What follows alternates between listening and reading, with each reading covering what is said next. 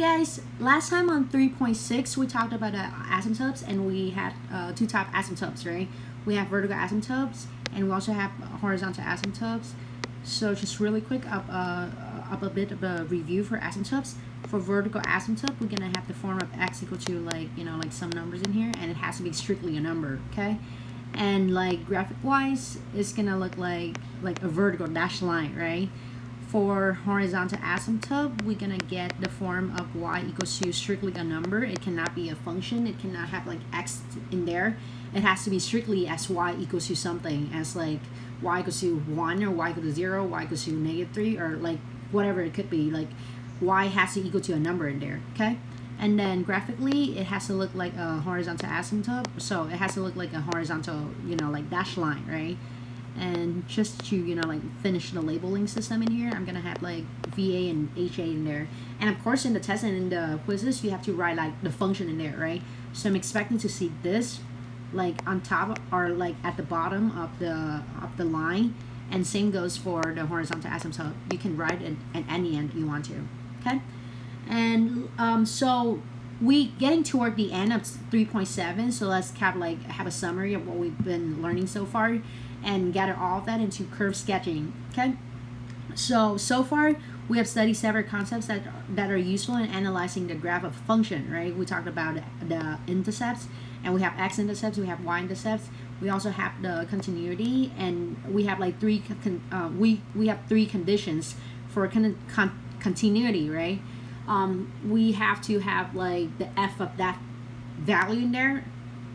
We have to know the limit of f at that value, and we have to confirm that those two like answers that we got from like f of that value and limit of that value equals each other, right? Or if you want, you can look back at 1.6 and go for and look at the definition of continuity, okay? And we also talked about the relative extrema, so it's gonna be like a max if we have like that cap loop, and it's gonna be a min if we have like a U-shaped loop, right? And then we also talked about points of inflection, so it means that whenever like the concavity like changes from a U shape to an upside down U, or like vice versa, we're gonna have a point of inflection, right? And then horizontal asymptote and vertical asymptotes. We just learned it from last section. Concavity, they go together with the points of inflection. Differentiability, it goes together with continuity-ish. Domain and range is like the first thing that we have to do, right? Like usually we go for the domain. Like I'm not gonna ask you guys too much about the range, but it is something that we already learned, right? So just to kind of like put it down in the review. All right, so when you're sketching the graph of a function, either by hand or with a graphing utility like Desmos, GeoGebra, or like graphing calculator, like doesn't matter which one, remember that you cannot normally show the entire graph, right? Like we can only show like a portion of the graph. So the decision as to which part of the graph to show is very crucial, because say if I were to give you like a zoom out version of like a parabola like this, okay, and then you keep zooming in, and then I don't know, like in your calculator it might show you like just this piece in here.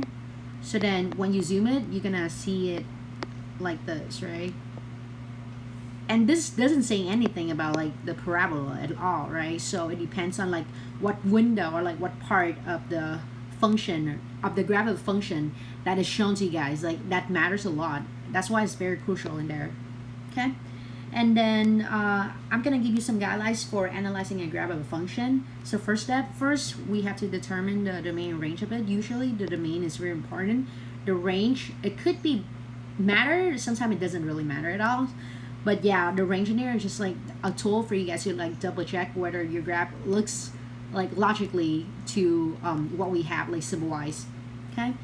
If the function models a real-life situation, consider context.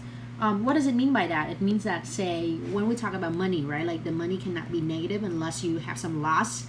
Or when we talk about the time in there, the time cannot be negative because we cannot travel back in time. So be cautious about like the context of the situation of the problem that you're like working on, okay?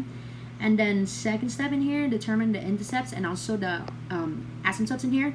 So again, really quick, the intercepts, we have two type intercepts, right? We have y-intercepts and x-intercepts. And asymptote, we're gonna have like two type asymptotes too. we have vertical asymptotes and we also have horizontal asymptotes. So for the second step, make sure you have like all 4 of them, okay? But just be cautious that sometimes we don't have any asymptotes or we don't have any like intercepts at all, and that's okay, right? Like that's normal for some graphs, okay?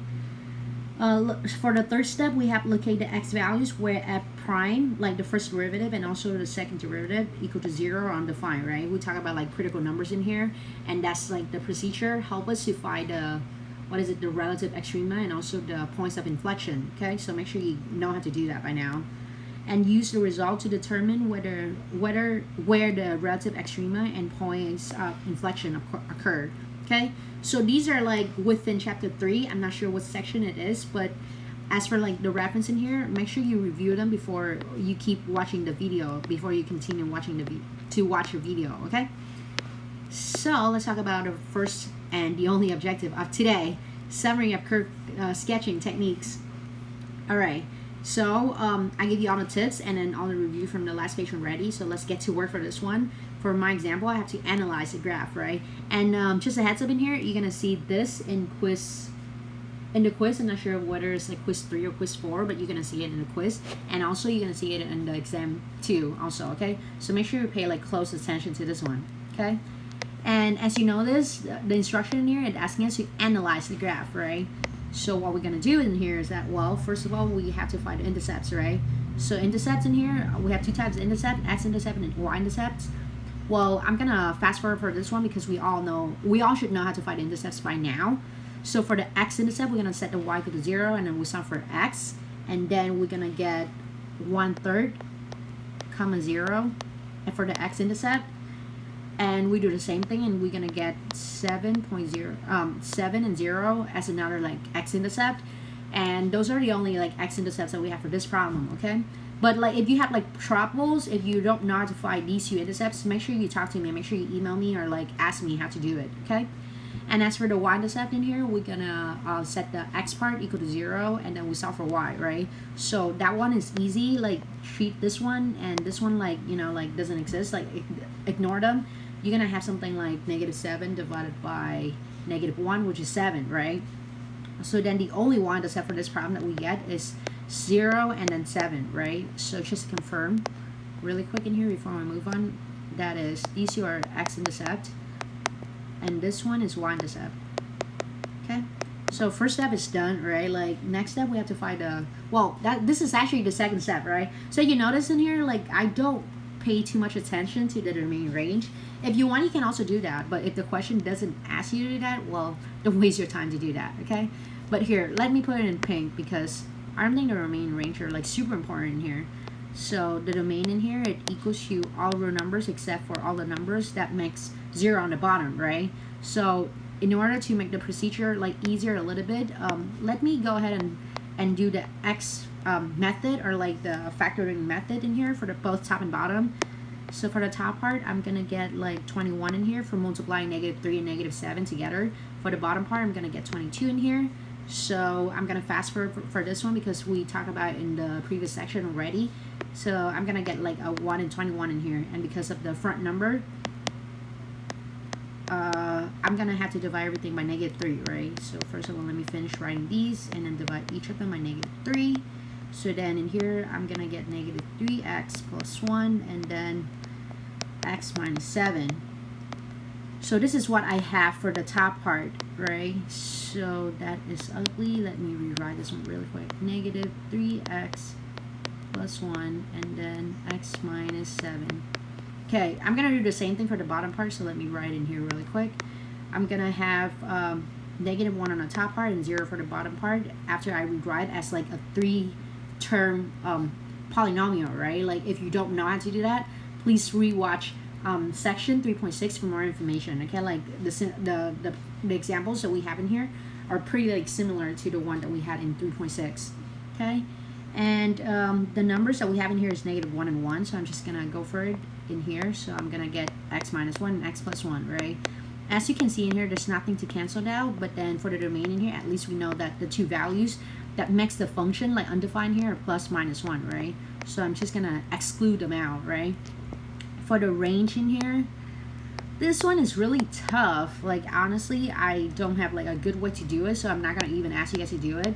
So forget about the range, okay? Like, as I told you guys from the beginning, I'm not like too much worried, like concerned about the range, so I'm not gonna ask you guys to like do it, okay?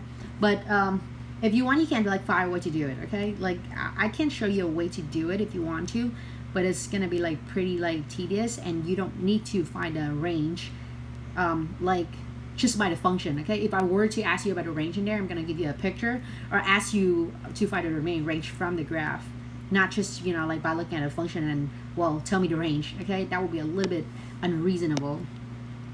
Okay, so let me get rid of that. All right, so first step, the remaining range. Second step, the intercepts, and also we have to find the asymptotes, right? So let me put it in, I don't know, purple in here. So we talked about how to find the horizontal asymptote and also the vertical asymptotes from the last section already, right? So I'm gonna fast forward to that. For the vertical asymptote, I'm gonna get like two lines in here because on the bottom parts I have like two like x value, right? I have +1 and I have -1, right? So vertical asymptote, I'm gonna have x equal to 1 and also x equal to -1. For horizontal asymptote, I'm gonna take the leading term divided by the leading term for both top and bottom. So technically I'm talking about these two right here, right? And if you were to do it, the x squared will cancel out and then you're gonna get -3. And because that doesn't come with a variable in here, so obviously it has to be a y, because if not, it's gonna come with an x, just like the vertical asymptotes. Okay, so last step in here, like the biggest step in here, we have to do at prime, like the derivatives, right? And then set it equal to 0 and blah blah blah. So first of all, let me find the first derivative for at prime of x really quick. Okay, I'm gonna fast forward for this one because at this point, like I'm pretty sure everyone can tell that to get the first derivative of the original function, we have to do a quotient rule, right? Because it looks like a fraction, and the only tool that we have to find the derivative of a fraction is the quotient rule. Okay, so I'm gonna fast forward to that, and I'm gonna give you the answer after like a bunch of simplification and then like all of the algebra, okay? But again, like if you don't know how to get to this point, or like if you have like another expression that's not like what I have in here, let me know, okay? So in short, after I simplify everything, I'm gonna get this, and then obviously divided by g squared, and g squared in here is x squared minus 1, and then all squared, right? Okay, so now I'm gonna set it equal to 0, right? And then how do I do it? Well, I'm gonna set the top part equal to 0, and I'm gonna set the bottom part equal to 0, right? To get the critical values, if you guys remember it from the last section. I don't remember what section it is, but I know that it's within like chapter 3. Okay, so for this one in here, okay, so for the bottom part, if x equal to 0, obviously you're gonna get like x equal to what, plus minus 1, right? Like we did it before. So then the bottom part is easy. But if you notice, for the bottom part, we have it like coincide with the vertical asymptotes, right? So this part in here, if we were to set it equal to 0, we're gonna get exactly the same thing that we have for the vertical asymptote, which is x equal to 1 and x equals to -1, right? So let's not talk about the bottom part in here because like we're done with it. But about the top part in here, if we were to set that equal to 0, well, what can you do, right? Well, you can do the x method in here, like what I've been showing you guys. So for the top part, I'm gonna get like -22 times -22. So that is 484, and on the bottom part, I'm gonna get like a 20, right? As you can see, it's like there's like a tons of like options in here for us to make, like, and it's really hard to know which one that multiply to 484 and then at the same time add to 20, right? Like it's like hard. I don't know how to do that. I don't know how to do that, honestly. So what I'm gonna do is that notice that this function right here is a what is it? Quadratic equation, right? So my tip in here is that if you want to do it by hand, you can go ahead and apply the formula of like x equals to -b plus minus square root of b squared minus 4ac all divided by 2a, where, okay, let me highlight this one. So a in here is -22, b in here is 20, and then c in here is -22. Okay, so you can go ahead and apply that formula in here to find the x's for the top part. Or if you're too lazy to do that, just like me, you can take this whole function on the top part and then you plug it into Desmos or GeoGebra to see whether it has any like root in there, or if it has like any zeros in there. Okay, like that's a shortcut, and I'm okay for you guys to do it if the number is like way too big like this. Okay, but don't worry, because in the test you're not going to see something as, you know, like unreasonable as this one. Okay, for like the worksheet, I just make it hard to see, to show you guys how hard it could be. Okay, but in the test or in the any assessment, you guys not going to see something as big as this one. Okay, so don't worry too much about that. Most of the time when you set the top equal to 0, you can factor it out. If you can't, you can go ahead and use your graphing calculator or Desmos or GeoGebra to find the two x values in there. Okay, I'm not gonna judge you guys on that one, because again, like we talk about calculus in here, right? So I'm not gonna like judge you guys or like be against you guys for like the algebra part. Okay, so let me get rid of this first.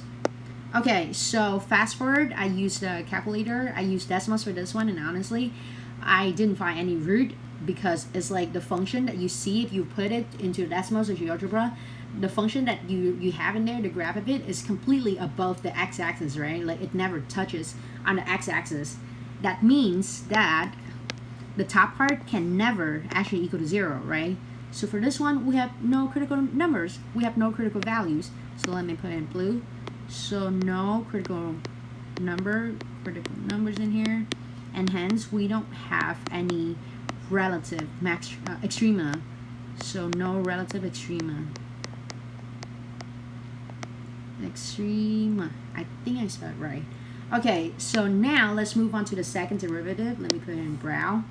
Okay, so after I'm done with that, I move on to the second derivative, and okay, again, quotient rule apply in here, right? And then to fast forward with the process in here, I'm gonna go ahead and just like apply the answers that I got in here. But again, if you don't get the same answers as what I had in here, make sure you talk to me, okay? Like, hey, like I'm human, right? I could make mistakes too, and that's okay, right? But I'm pretty sure this is right. Hopefully it's right. And over the bottom square, so it's gonna be x squared minus 1 to the 4th power. Okay, and this I'm gonna do the same thing. I set it equal to 0 for both top and bottom.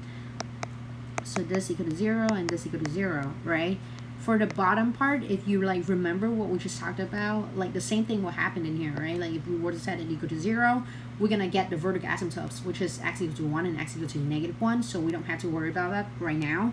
But as for the top part in here, if you were to set it equal to 0, okay, I'm not gonna ask you to do it by hand. Again, you can use Desmos, GeoGebra, or like graphing calculator, or if you have like a Casio like I have in here, it has like a tool in the Casio to allow you to find the x values of the quadratic function and also of cubic function. And just in case you wonder like what is a quadratic function, is whatever function that has like x squared in here as a highest power, and cubic function is whatever function that has x cubed as the highest power. Okay, so in short, let me see, this maybe like this in here is a quadratic function, and this in here is the cubic function. Okay, in the Casio is very like convenient. It gives me the value already, like, so I don't have to use a lot of like things in there. But if you don't have a Casio, that's fine. It doesn't mean that you have to buy a Casio like right now, right? Make sure you have your phone, and then just, you know, like type in the functions in here to Desmos or GeoGebra, and then it should give you the x values. Okay, and fast forward, when I set the top part equal to 0, I'm gonna get x equal to 0.23. Okay, so x equal to 0.23. Okay, so now I'm gonna like plug it into, what is it, the table of size in here, to clarify whether whether this value is indeed an inflection point or no. Okay, so let me do that in here really quick. Hopefully we have enough space. So next step, let me put it in green. Okay, we're gonna have a table of size in here, and the first row in here, I always told you guys to go with the x, right? And then the next row in here, we're gonna have like f prime if you want to, and then f double prime. Okay, just to clarify this one real quick, in the past, because we have like a fraction in here for the first derivative, right? So in the past I usually do like the top row and then the bottom row, and then at the end I do the first derivative, right? So if you want, you can put all of that in. I'm not gonna judge you about that, but in here for like, for the sake of time and for like a shorter version of the table of sign here, I'm just gonna do the derivatives and the original function, okay? But the procedure will be the same thing, okay? So in short, you don't have to you don't have to make the top and the bottom of the first derivative like separate like back in the day anymore, okay? You don't have to do that, okay? So I'm gonna have the first derivative there and then the second derivative there, and then I'm gonna get, what is it?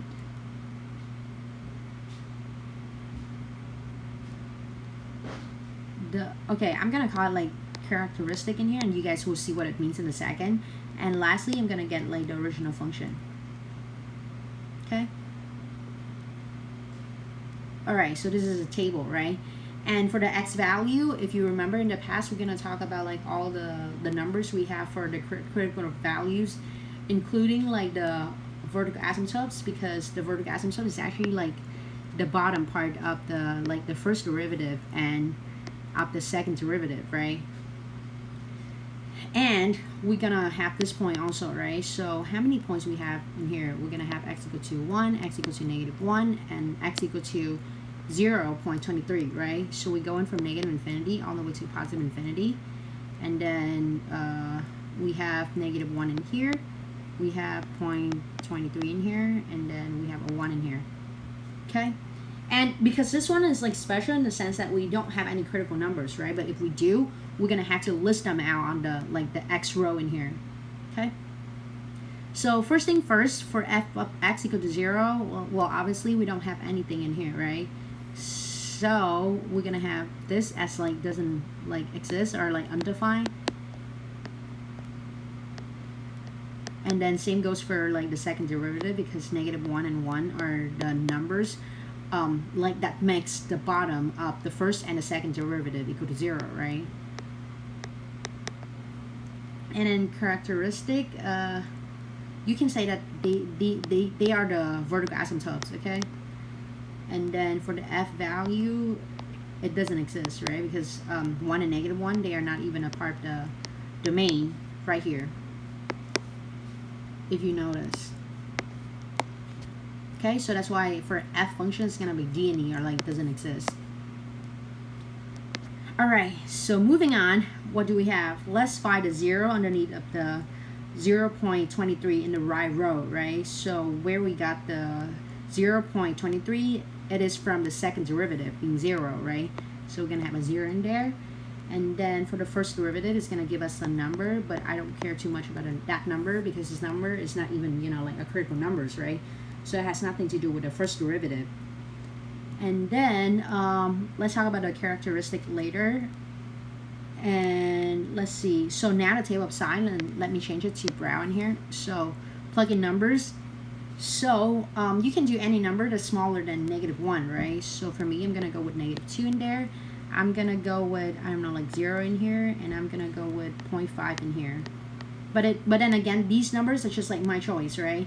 You can definitely go with like another set of numbers that you want to. You can go like for -5 for the first like interval in there if you want to, and that's totally fine, right? So now that we have like all of them like choices for x value already, we're gonna plug it into like the corresponding like functions in here to figure out the psi of them, right? So if I plug -2 into the first derivative, which is this function right here, I'm gonna get what, a minus, like a negative number, if I were to do the same thing. But if I plug in 0 into this function right here, I'm gonna get a negative number. And in fact, they all like negative numbers in here and here and here. Okay, but okay, make sure you double check for my word, right? Like I said before, it could be wrong, so double check on that one and let me know if anything confuses you, or if you have something that's not like what I have, okay? Okay, for the second derivative, say I'm gonna plug in -2 into this function right here, and that gives me a negative number. I'm gonna plug in 0 into this function right here. That gives me like a positive number, and then negative in here, and then positive in here, okay?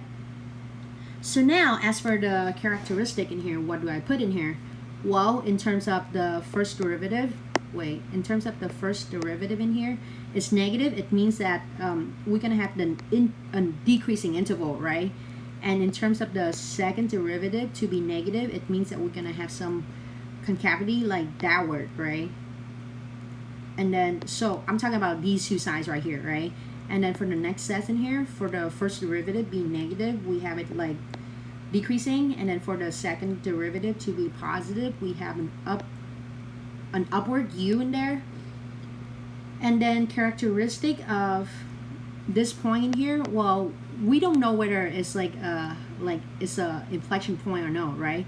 But if you look at this one in here, we have a plus and a minus in between. I mean, like for on the two sides of the point, like 0.23 in here, right? So that to me is a good sign that this is an IP or a, okay, let me put in another color to make it stand out. Pink, IP, because we have like a change in sign for the second derivative, right? And as for the characteristic of this one, again, we're gonna have it decreasing and then concave down, and then for the last one, decreasing and concave up, right? So last step, what do? Well, we have to plug all the numbers in here. Okay, we have to plug all the numbers. Let me change the color to, I don't know, red in here. We have to plug this number, and this number into the original function to get like a y value of each of them. Well, for 1 and -1, we already know that because they are vertical asymptotes, so it will be like undefined there. For 0.23, if you were to plug it into the original function, you're gonna get 2.22. Okay, so now this is like how we analyze it. Okay, so what is considered as the final answer? Well, the final answer in here is actually like this line here of the characteristic. Let me put it in purple. These in here is how we analyze the function. Like we talked about all the intercepts in here, and then we talked about, you know, like everything in here. So this is how we do it. And then just to confirm it, usually after I ask you to analyze the graph, I'm gonna ask you to sketch it. Okay, so how can we sketch it, right? So let me take some of the work out. Okay, let's talk about the graph in here. It's gonna be like a little bit tedious. Okay, so in terms of asymptotes in here, I mean in terms of intercepts in here, we have 1 intercept, 2 intercept, and then there should be one more on the x-axis. It's right here, but I just forgot to like put it there. So this one is right here. It's like the y-intercept, and then to label it, it's gonna look like 0.7, right? So we have like all 3 intercepts right there. Okay, so intercept checked, right? Like this one checked. And then horizontal asymptotes, so I'm gonna put like ASI for asymptotes in there. We have 2 vertical asymptotes in here, x equal to -1, x equal to 1, and then we have a horizontal asymptote, I believe. Let me look back at the problem really quick. Right, the horizontal asymptote in here should be y equals to -3, right? I just forgot to put it there, so let me put it in, let me see, green, blue, purple will do it, I think. So -3 in there, just imagine there's like a line here, okay? It looks like this. And this one is like x equal to -3. I mean y equals to -3 because it's a horizontal asymptote. Okay? So now, horizontal asymptote checked. We have, in all of the steps, we have all the asymptotes already. So now let's talk about the relative extrema and also talk about the point of inflection, right? So as you notice, how many branches of the function that we have in here? We have like 3 of them, right? So we have this branch in here, and then this like middle branch in here, and then we also have like the right branch in here, right? So as you can see, like none of them has a U shape, right? Like some of you guys might get confused. Like some of you guys may ask me, like this in here could be considered as a loop, right? But I told you, a loop in here, it has to look like a U shape like this, right? It cannot be like this. Like this is not a loop. Okay, if it were to be a loop, it has to look like this, right? So this in here is not a loop. Okay, and if it's not a loop, we're not gonna have a min in here. And similarly, in this one in here, we're not gonna have a max in here. And if you notice, if this were to be like a max in here, then what does it mean to have like this branch in here when it's like higher than the max, right? It doesn't make sense, right? So just to confirm with the graph in here, is indeed it doesn't have any relative extrema, right? So that's for the first derivative. And now let's talk about what is it, the inflection point in there. So let me get some of these information out.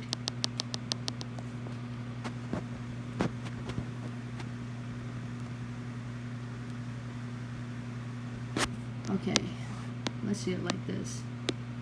Okay, and this here, and by the way, the vertical asymptote, I mean the horizontal asymptote in here is x equals to y equals to -3. Okay, inflection point here, if you were to see this, let me put it in green, I guess. So this one is like this if you were to like continue the drawing, right? And for the outer branch, it's like this if you were to like continue the drawing, right? So as you can see in here, we have like an upward U, and in here we have like a downward U in here. That represents this plus in here and this minus in here. Like this in here is the top piece, and this in here, the minus one in here, is the bottom piece, if you want to look at it in the bigger version. So in the middle of it, the point that connects like those two branches together is the inflection point, right? And the value of it in here, if you were to label, is going to be 0.23 and then 2.22, according to like the x and y part in here that we have from the table. Okay, so this is what we have for sorry for that. So we talking about 3.7. Okay, so this is what we do for like analyze the graph, and then this is what we do for like sketching the graph. Okay, so for your part, you're gonna have this problem in here. Okay, and your problem is gonna be like a little bit more complicated than mine, or probably less complicated than mine. I have the graph for you already, so you don't have to sketch it, but it's a tool for you guys to check out your answer. Okay. And really quick in here, a summary of simple polynomial graphs. Because of their simplicity, lower degree polynomial functions are commonly used as mathematical models. So we have like a constant function in here. It means that we don't have any x. It's just gonna be like a horizontal line where we have y equals to a number in here. So it could be like y equals to 3, y equals to 100. Y equals to 0, y equals to like, I don't know, like -100, y equals to anything, right? As long as it doesn't have any x in there, it doesn't have any variable in there, then it is a constant function, right? So that's one type of function. And next up, we have degree 1 for linear functions. So we have like y equals to x in there, or like y equals to x plus 1, or y equals to 2x plus 3, or, you know, like play around with it, right? Like as long as your x, it's just x, it doesn't have any like visible like power onto it, then it's a linear function. So let me highlight the degree really quick in here. And then next up, we have quadratic function in here. So this is like the name for the function that has a degree of 2 as the leading like degree in there. And then we're gonna have like cubic function of degree 3. So then the leading degree in here is obviously x equal to, I mean the degree in here is obviously equals to 3, right? And then the form of it, you know it already. And then for the shape of it, for constant function, it's gonna look like a horizontal line. For a linear function, it looks like tilted line. Okay, so it could be like an increasing line, or falling, or like decreasing line. Okay, it depends on the slope in here. Usually we use m for slope, but in here they use a, and that's alright. They just want to be like, you know, like uniform with like all the functions in here. That's why they do it like that. Okay. And then for parabola, we're gonna base on the front number in front of like the number in front of x squared to tell whether it's like a U shape or an upside down U. Okay, if that front number is negative, then you're gonna have like an upside down U. If that front number is positive, then you're gonna have a U shape. Okay, and lastly, for cubic function, we're gonna have a cubic curve, right? Like the names in here are kind of like easy to remember: cubic function and cubic curve, right? We're gonna have like the same, like these two in here are like the basic curves, but it can have some, you know, like bending in between, like this and that. Okay, so you have for cubic curves, you're gonna have like 4 types of them. Like this is one type. Cubic curves, you're gonna have like either this case in here, this case in here, this case in here, or this case in here. Okay, so there could be like 4 scenarios that can occur for cubic curves or cubic function. Okay. And again, for the left column in here, for these two functions, you have to look up them like that only if the front number, or like whatever number in front of the x cube in here, is less than 0, or like you have a negative number in front of like the x cubed, okay? With a similar logic, if you have like the front number being a positive number, then you're gonna have, it looks like this, okay? So if your front number for cubic function is like negative, from left to right, you have it going down, okay? Like as you can see, the general like fashion here is going down. If that's why it's negative also, right? It's like logic. If the front number in here is positive, in this case, you're gonna have it going up from left to right. So this one is going up, and this one is also go up, right? So yeah, that's just like some advice for you guys to know the shape of it. But don't worry too much about the graphs. I'm not gonna like test you guys on how to graph them, okay? So don't worry too much. Okay, the last piece of advice in here, or like last piece of, I don't know, like tips in here, is that the graph of any cubic polynomial has one point of inflection, right? Like, let me erase all of this and show you guys in a minute the point of inflection for each of the 4 cases in here later, okay? And then the slope of the graph at the point of inflection may be 0 or non-zero, okay? So just keep in mind that it could be 0 or like not 0, okay? And that's totally fine if you don't have like a 0 slope in there, okay? So like what I told you guys before, let me get rid of that and let me point out points of inflection in here for you guys. For each of them, you're gonna have a points of inflection. And why are those the point of inflection? This one, if you were to extend it, it's gonna look like, you know, like that kind of U shape, and this one is like that, so it's going from positive to negative, right? Similarly, like this one in here, the concaving of it will be like that and like that, so it's going from negative to positive.